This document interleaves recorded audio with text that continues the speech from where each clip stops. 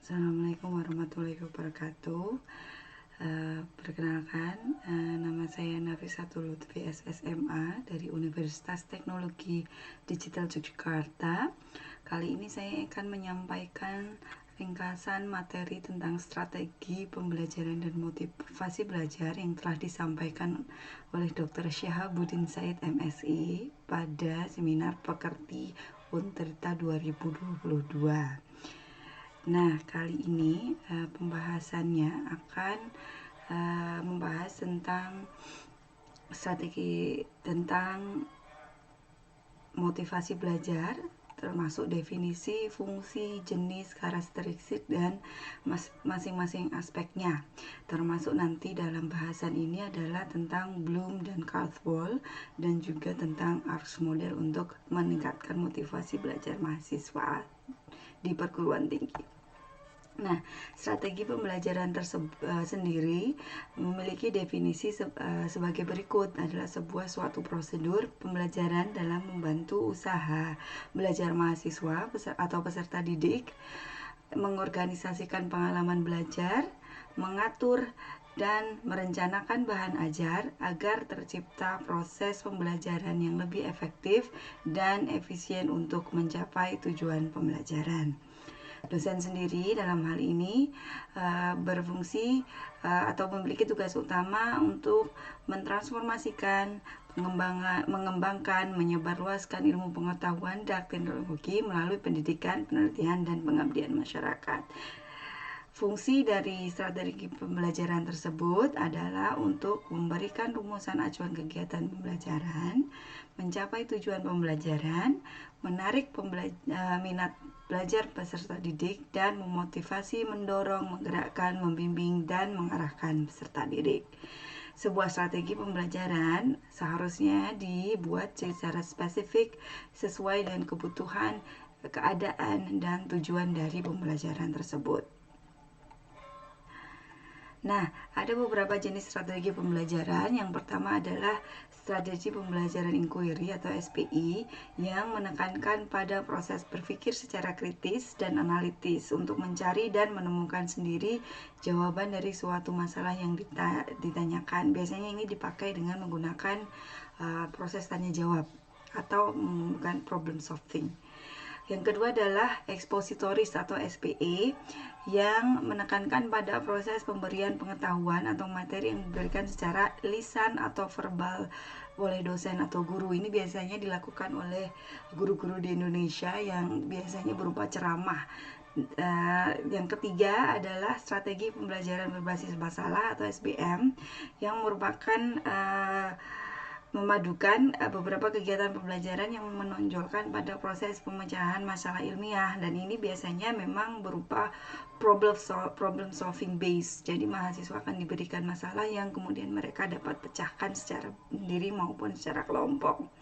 Strategi pembelajaran yang keempat adalah dengan kooperatif, yaitu bekerja kelompok seperti yang disampaikan tadi, dilakukan oleh mahasiswa dalam kelompok tertentu untuk mencapai rumusan tujuan pembelajaran.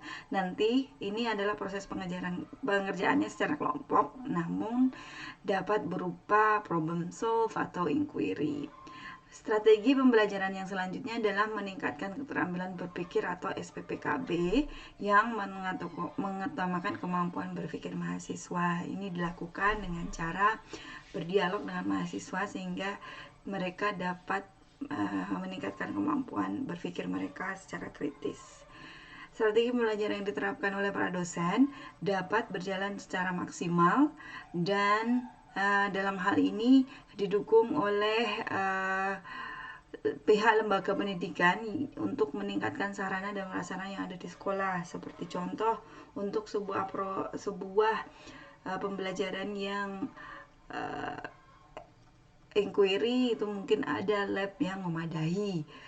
Problem solving, ada beberapa fasilitas yang membantu mahasiswa untuk menyelesaikan masalah yang diberikan kepada mereka. Dalam hal strategi pembelajaran ada pendapat yang memang sangat umum dipakai yaitu Bloom dan Krathwohl.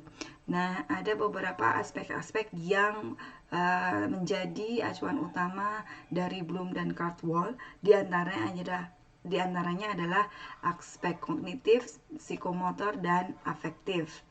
Nah, aspek kognitif itu sendiri merupakan aspek yang didasarkan kepada kepemikiran dari si mahasiswa tersebut untuk meningkatkan aspek pemikiran dari mahasiswa tersebut, diantaranya dengan cara memberikan pengetahuan, pemahaman, aplikasi atau menggunakan konsep untuk memecahkan suatu masalah, analisis menjabarkan suatu konsep, sintesis menggabungkan bagian-bagian konsep menjadi suatu konsep utuh, dan evaluasi membandingkan nilai-nilai, ide, dan metode. Aspek kognitif ini dapat dilakukan dalam pembelajaran kita, dan kita juga harus memperhatikan bahwa mereka dapat menggunakan aspek ini dengan baik dalam strategi pembelajaran yang disusun oleh dosen. Nah, aspek yang kedua adalah aspek psikomotor yang terdiri dari menirukan gerak, menggunakan konsep untuk melakukan gerak, ketepatan melakukan gerak dengan benar, perangkaian melakukan beberapa gerakan sekaligus dengan benar, naturalisasi melakukan gerak secara wajar. Kalau aspek kognitif lebih menekankan pada kemampuan kognitif atau pembelajaran siswa secara rasional, maka psikomotor itu menekankan kepada kemampuan motorik dari siswa tersebut. Biasanya pembelajaran ini dipakai untuk kelas-kelas yang memang membutuhkan psikomotor yang lebih, seperti kelas olahraga, tari, dan yang lainnya. Jadi memang seperti tari misalnya, itu memerlukan psikomotor yang lebih banyak, seperti jadi nanti pembelajarannya melibatkan peniruan, ada melakukan gerak, ketepatan, perangkaian, dan naturalisasi. Yang selanjutnya adalah aspek afektif. Nah, aspek ini lebih menekankan kepada pengenalan, ingin menerima, sadar adanya sesuatu, merespon, aktif berpartisipasi, dan penghargaan, menerima nilai-nilai, pengorganisasian, menghubungkan nilai-nilai yang dipercayai, dan pengamalan atau menjadikan nilai-nilai sebagai bagian pola hidup. Afektif ini lebih menekankan kepada personality atau kepribadian dari peserta didik. Kalau kognitif itu adalah dari inteligensi atau rasional, psikomotorik itu dari motoriknya, afektif ini lebih kepada pembangunan karakter. Sebuah strategi pembelajaran yang baik itu harus membuat mahasiswa agar mampu melakukan refleksi terhadap diri mereka sendiri, sehingga mereka menjadi individu yang lebih baik lagi secara karakter, dan dapat dilakukan dengan cara afektif seperti pengenalan, merespon, penghargaan, perorganisasian, dan pengamalan. Nah, jadi karakteristik pembelajaran yang baik itu sendiri adalah pembelajaran yang interaktif, inspiratif, menyenangkan, menantang, memotivasi peserta didik untuk aktif, dan memberikan ruang yang cukup bagi prakarsa, kreativitas, dan kemandirian sesuai dengan bakat, minat, dan perkembangan fisik serta psikologi peserta didik. Diharapkan sebuah strategi pembelajaran yang baik akan menghasilkan peserta didik yang percaya diri dengan keilmuan mereka, motorik mereka, dan afektif mereka, dan mampu menginspirasi mereka untuk menjadi orang yang selalu belajar secara mandiri. Jadi tidak hanya di kelas saja, dia juga harus menyenangkan, mereka tidak bosan dengan pembelajaran tersebut, dan menantang, itu mengulik mereka untuk menjadi lebih dan lebih baik dari sebelumnya. Dan nanti sebuah pembelajaran yang baik juga selalu memberikan ruang untuk mahasiswa untuk mengembangkan diri mereka dan berekspresi. Nah, sebuah strategi pembelajaran tersebut diharapkan juga harus berkoordinasi dengan motivasi belajar di perguruan tinggi. Motivasi belajar itu sangat penting, karena kalau tanpa motivasi belajar, mahasiswa tidak akan bersemangat dalam mengikuti pembelajaran, dan akhirnya tujuan dari pembelajaran tersebut menjadi tidak maksimal. Motivasi pembelajaran sendiri merupakan suatu dorongan internal dan eksternal pada siswa-siswi yang memberikan semangat, perhatian, kemauan, keinginan, dan cita-cita untuk belajar guna mencapai tujuan yang diinginkan. Nah, motivasi di sini adalah sebagai pendorong siswa untuk lebih giat dalam belajar agar memperoleh tujuan yang ingin dicapainya dalam belajar, yaitu memperoleh prestasi yang bagus. Nah, karakteristik motivasi belajar itu sendiri menurut Sardiman 2010 antara lain tekun menghadapi tugas, ulat menghadapi kesulitan, menunjukkan minat terhadap bermacam-macam masalah untuk orang dewasa, lebih senang bekerja mandiri, cepat bosan pada tugas-tugas yang rutin, dapat mempertahankan pendapatnya, tidak mudah melepaskan hal yang diyakini, senang mencari dan memecahkan masalah atau soal-soal. Nah, ketika anak-anak menunjukkan hal-hal semacam tekun menghadapi tugas, yang ada di dalam karakteristik ini menunjukkan bahwa mereka termotivasi untuk belajar. Meskipun begitu, tidak memang mutlak ya, kadang motivasi belajar dapat ditunjukkan dengan perilaku mereka.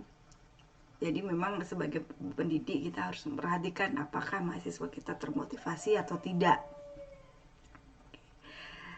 Dan fungsi motivasi belajar itu sendiri sebagai pendorong untuk berbuat sesuatu dari setiap aktivitas yang dilakukan, penentu arah perbuatan, yakni ke arah tujuan yang ingin dicapai, menyeleksi perbuatan, dan mendorong usaha untuk mencapai prestasi.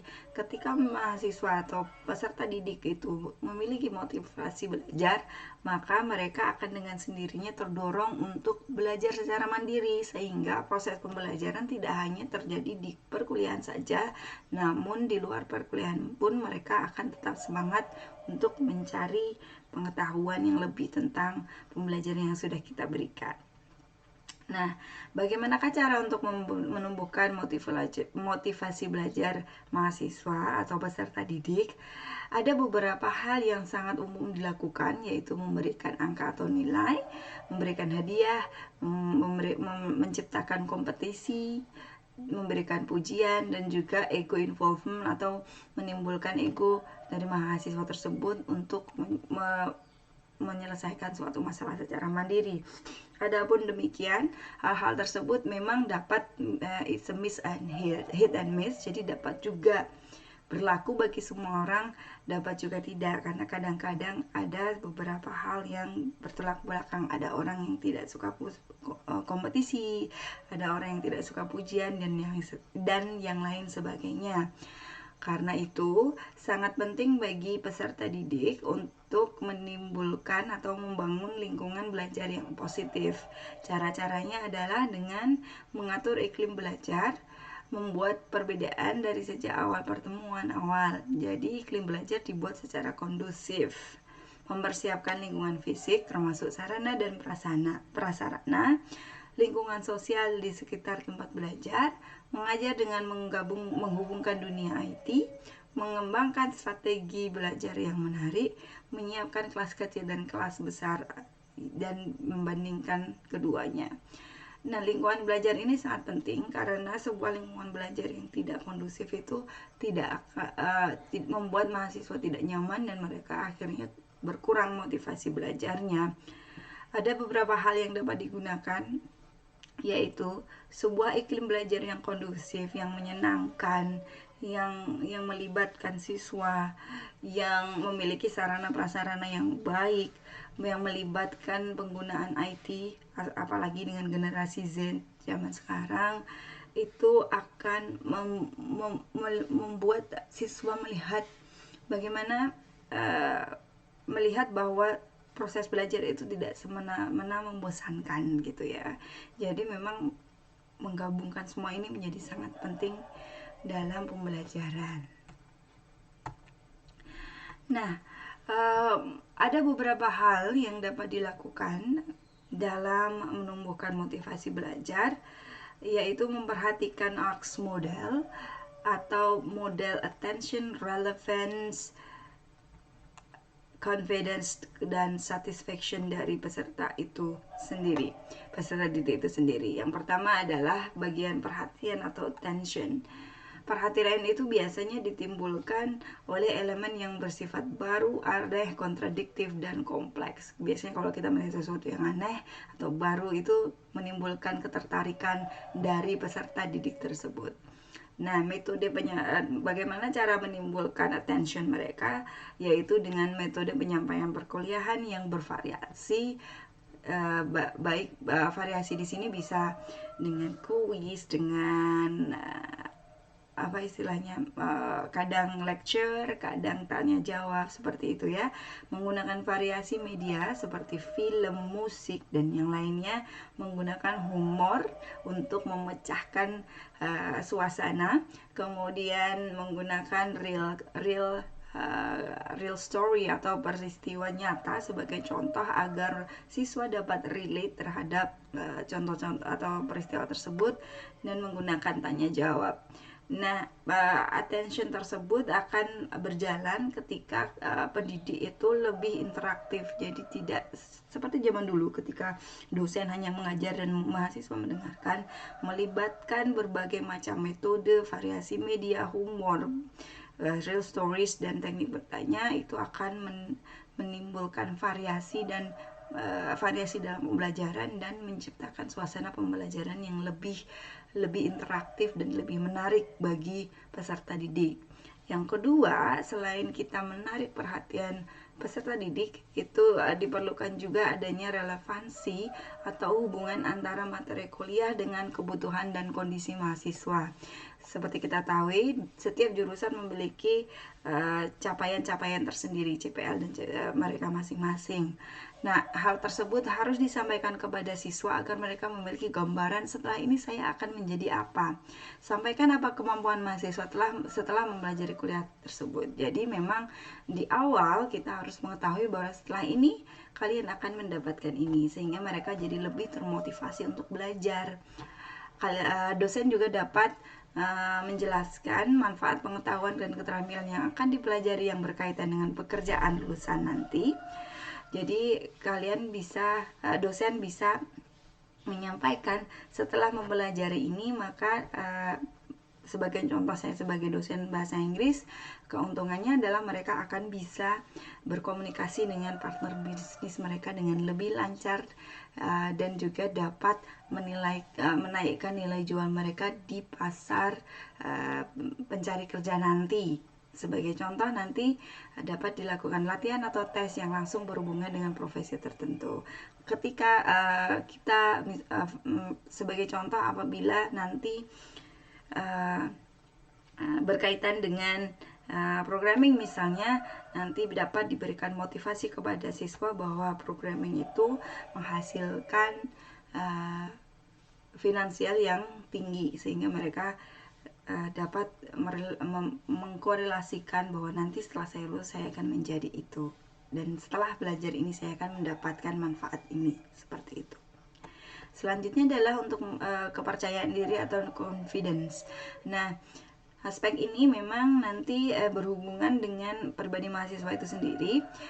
Meningkatkan kepercayaan diri mahasiswa, khususnya mahasiswa Indonesia, itu memang agak susah ya, karena memang karakternya somehow tidak begitu berbeda dengan karakteristik Barat ya, yang sangat confidence. Orang Indonesia lebih malu-malu. Nah, karena itu perlu bagi peserta didik untuk meningkatkan confidence mereka dengan banyak pengalaman berhasil dari siswa, perkuliahan yang disusun dalam bagian yang lebih kecil, meningkatkan harapan untuk berhasil dengan menyatakan persyaratannya, memungkinkan kontrol keberhasilan di tangan mahasiswa, tumbuh kembangkan kepercayaan diri mahasiswa, dan berikan umpan balik yang konstruktif. Jadi begini, ketika kita ingin meningkatkan kepercayaan diri mahasiswa, berarti kita juga harus memberikan kepercayaan diri kepada mereka. Jadi dosen harus percaya kepada mahasiswa, berikan mereka kebebasan untuk berpendapat, kebebasan untuk berpikir, kebebasan untuk mengeksplorasi, kebebasan untuk menentukan peraturan yang ada di dalam kelas, dan kebebasan untuk memberikan masukan kepada dosen. Jadi dosen itu sendiri sendiri harus memberikan confidence itu kepada mahasiswa sehingga mereka dapat lebih percaya diri dalam belajar dan dalam melakukan pembelajaran. Dosen tidak bisa terlalu otoriter, dosen tidak selalu benar, seperti itu.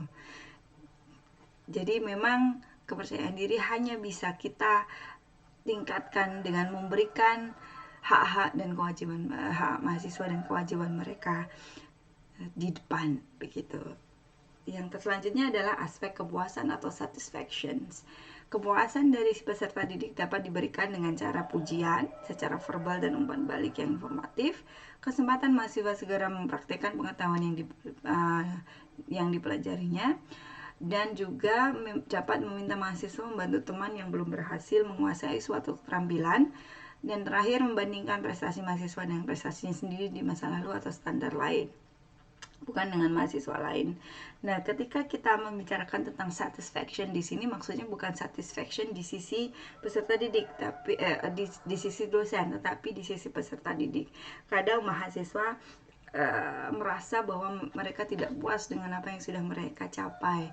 Ketika mereka memang tidak dapat melakukan, jadi ini sangat berkorelasi dengan confidence. Ketika mereka tidak mendapat nilai bagus, itu mereka merasa tidak puas. Nah, maka dari itu kita akan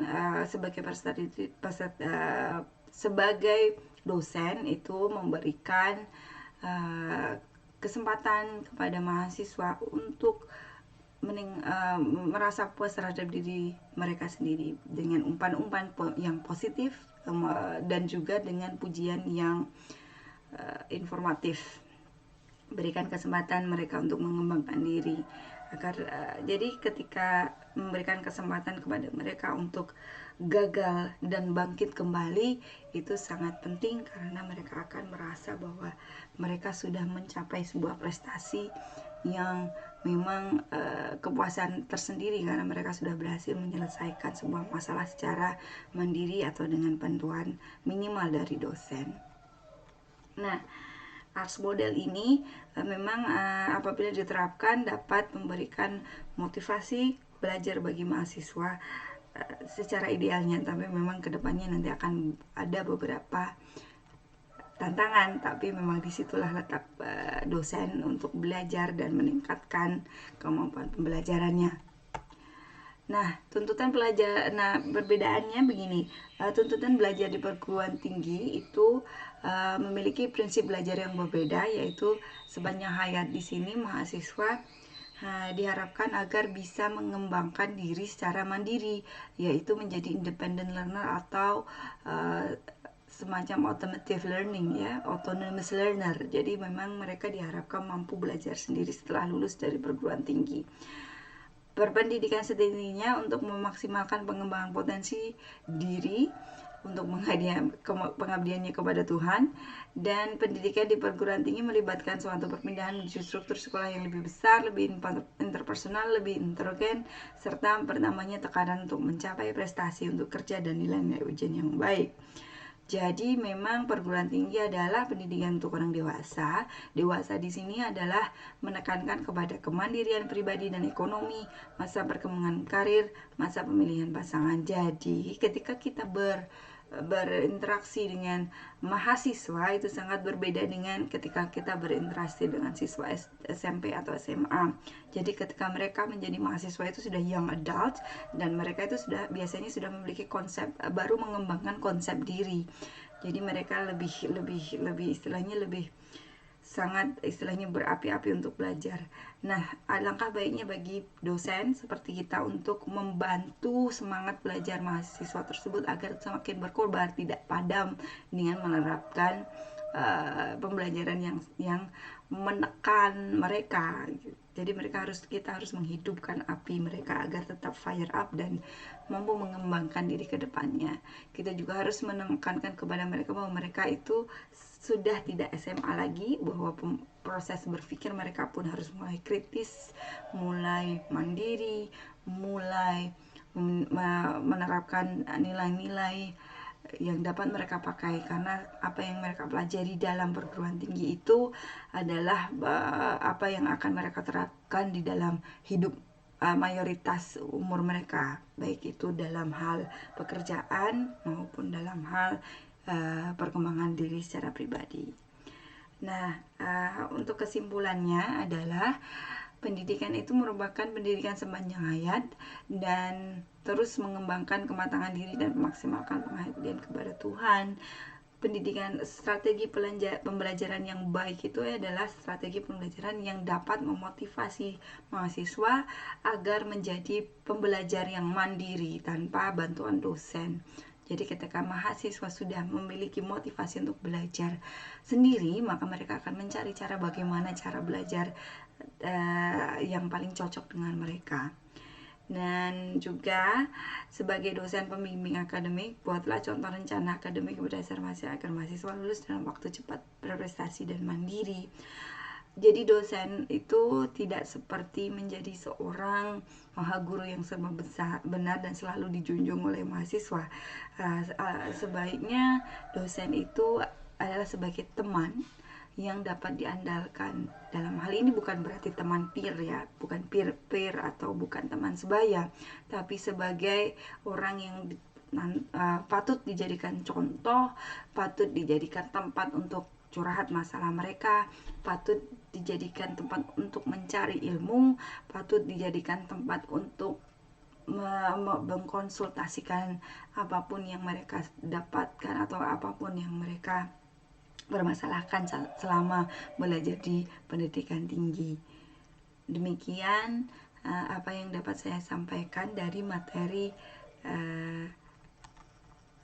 strategi pembelajaran dan motivasi belajar yang telah disampaikan oleh Dr. Syihabuddin. Kurang dan lebihnya mohon maaf. Terima kasih atas perhatiannya. Wassalamualaikum warahmatullahi wabarakatuh.